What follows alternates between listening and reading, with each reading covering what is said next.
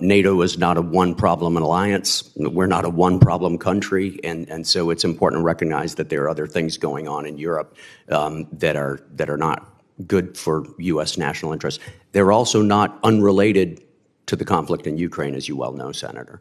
The first thing U.S. EUCOM did was get the EUCOM commander to persuade the Supreme Allied Commander to do something about this inside of NATO with regard to the reserve forces and everything.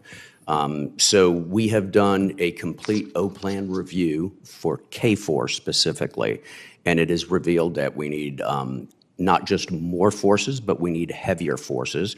We're in the process of sourcing that right now. Nations are being quite generous, but we will put heavier equipment on the ground as well as more people. The second thing we're doing is we're untying the relationship between the reserve forces for the EU mission, Althea, in Bosnia and Herzegovina, and the KFOR mission, because as you pointed out, and I agree, that was an economy that we can no longer afford to share the strategic reserve force there. I'd like to call out France for being especially generous.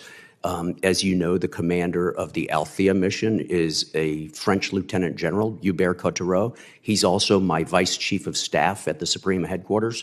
So in that dual-hatted role, just like I can dual hat, he benefits from his relationship with France. France has put the Charles de Gaulle offshore in the Adriatic and has recently deployed a battalion on an operational deployment for a medium term. So they have upped their forces. Especially important right now, as you understand, because this week in particular, the tensions are significantly higher.